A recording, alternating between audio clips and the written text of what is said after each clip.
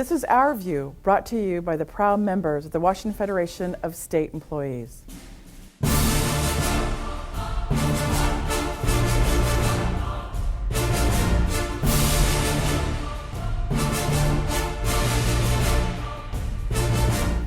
Tis the season to be jolly and to be taken. Nonprofit groups are raising money using your telephone and the mail. Be generous, but be careful. Know who is really getting the money, and a visit to the Secretary of State's website can keep you from being a victim of fraud. That's absolutely correct. During the holiday times, we found that the charitable solicitations are at their peak, and people want to help, especially during these times with the economy the way it is. There are more solicitations for the less fortunate, and people want to help. So the organizations are out in full force trying to collect your money, and that's all well and good. We just want you to be well informed before you give. In fact, every year right before the holiday time, Secretary of State Sam Reed puts out a special report on commercial fundraisers in Washington State that shows of the money they raised, how much goes back to the charitable client. And the spectrum is wide. It's from 0 gets back to the charitable organizations up to 100%. So it's up to the donor to know how much of their donation that is given gets to the cause. This is one way that we can help you understand that when you receive that telephone call at dinner time, you're not talking to a volunteer, you're talking to a paid telemarketer. The consumer can check on our website anytime they'd like, 24/7, or they can also call our toll-free number during regular business hours if they're located in Washington State. And we'll need the name of the organization, and we'll be happy to look up to see if they're registered with our office to fundraise in Washington. And if so, how much actually gets to the charitable cause. Charitable giving is a consumer awareness issue. It is up to the consumer to check into the charity to find out if they're registered to fundraise. We encourage people to give, but to give wisely. It is up to the consumer to ask all the questions they need in order to feel comfortable in giving a donation.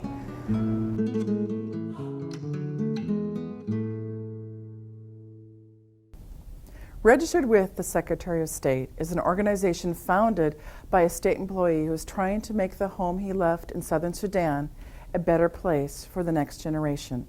Ajak, now a resident of Tacoma, wants to make a difference for the other lost boys of Sudan. The situation in Sudan was so horrible. The Islamic government came and attacked our village. People were shot. The whole village was destroyed. The smoke filled the sky. I was 5 years old then, separated from my family, traveling across the country 450 miles with some other kids. By then there was no water, no food. Epidemic diseases go around, kill most of the children. We ended up in Ethiopia, where we lived for 5 years. Then we came back to Sudan. The same situation is still going on, same war. So we came to Kakuma refugee camp in Kenya. By then, the U.S. government and some Catholic charities helped us find my way here in Washington. That's how I came to the U.S. I love my job. I found a job at Western State Hospital, which is a part of the DSHS Department of Social and Health Services. So I love my job. So every time I get up, so I enjoy working there with the people I work with.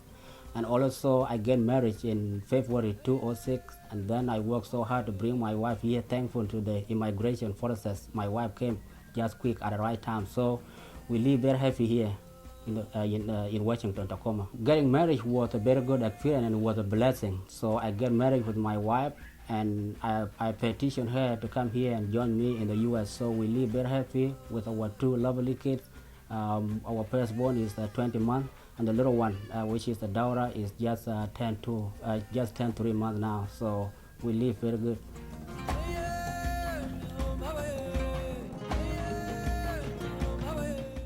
September, my colleague from Sudan, we sit down together and begin to talk about the situation that's going on in our country. Now there are tens of thousands orphans of the civil war living in southern Sudan, Nupa Mountain and southern Blue Nile and the areas of the Darfur with no access to education and basic medical services, even clean drinking water. We believe our own life experience will connect us with the public for what it's like to escape the death and traveling across the country when you are only a little child, and for what it's like to be able to return and contribute to the mind and the heart of those children who lost their hope for the country that oppressed them and denied them access to education. So the goal of the New Sudan Hope Foundation is to raise enough money to help build a school and a clinic where it is needed, so that those children they can have a future, they can have education, and education is security and can be a benefit of the country as a whole. This opportunity is for them. It's for those children. What we've been through is currently exists in the country. Nothing changed. This Sudan is a country that is described in the scripture as a land that flows with milk and honey, which is for too long become the country that flows with war, that destroy over 2.5 million lives and drive away money from their home.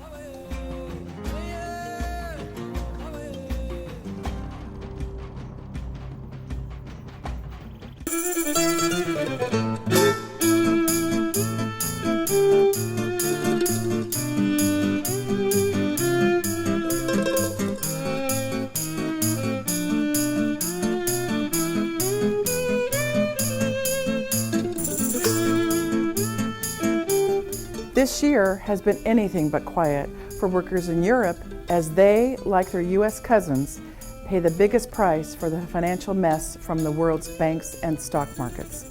In France, it's been a year of strikes and solidarity.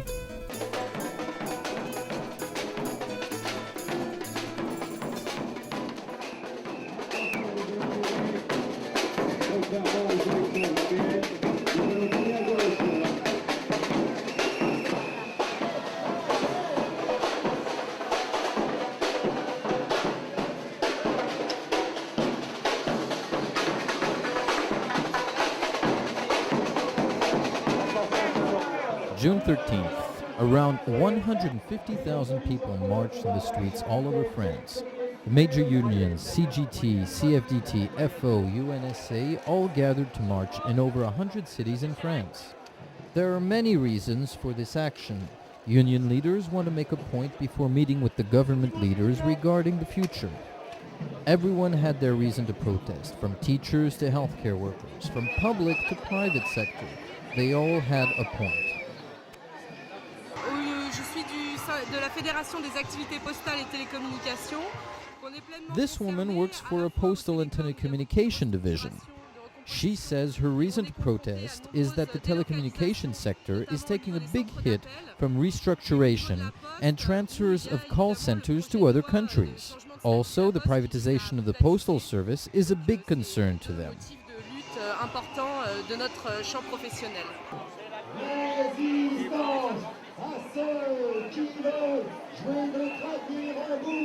Over 74% of the population in recent polls show that people support these actions, but unions were expecting more protesters. All the trade unions in France are facing a very huge crisis, social crisis, and we have no social dialogue with the government, and we try to reach some agreements about social dialogue, but also about salaries and employment in our country. We are in a sort of strange climate with the minister because we have a lot of cuts in the budget of education in primary school, but also in higher education. Because in higher education we are in the 14th position in the OECD countries, and for us it's a very important problem for the teacher in higher education in France. Many reforms seem to come all at once. Even France's public healthcare system is going through some changes. La loi Bachelot est une réforme du système de santé en France. A new reform in the French healthcare system is not just for the public, but also for the private as well. These reforms will take away independence regarding all healthcare organizations, hospital associations, and others. but will not have the independence they used to have, making it harder for them to be able to work properly. Du privé ou du public ou de l'associatif vont devoir travailler ensemble. Many unions had demands and requests. Everyone had their own reason, but the main idea was to alert the people and maintain solidarity between workers. Benjamin Marcus for Our View, Paris, France.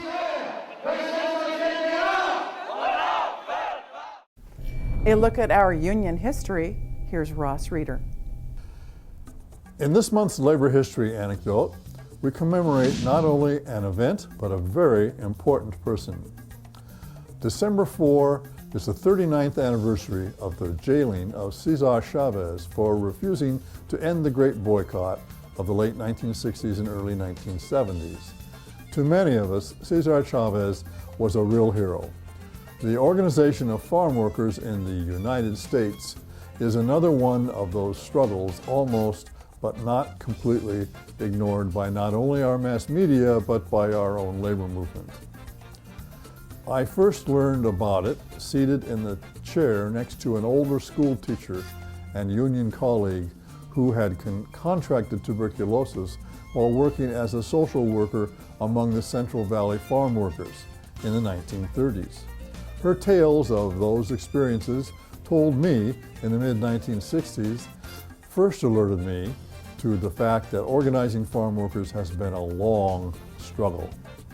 A decade later, when I had enough expendable income to enlarge my labor history library, I bought a first edition of John Steinbeck's early novel, In Dubious Battle. That book repeated the story of efforts to organize California, US of A, farm workers. The United Farm Workers is now an affiliate of the AFL-CIO. It is still in the struggle for its life and the lives and well-being of its constituency, the folk who bring us our U.S.-grown produce. It has an active arm in our own state.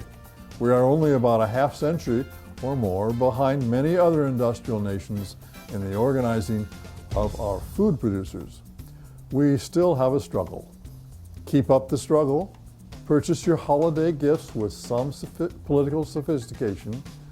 Buy union-made if possible, U.S.-made if possible, and at least don't buy products from the very worst of nations where American corporations or foreign governments deny basic union rights to workers.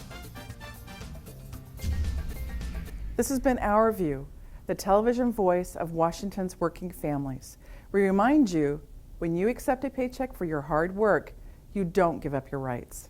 Happy holidays, and please join us again.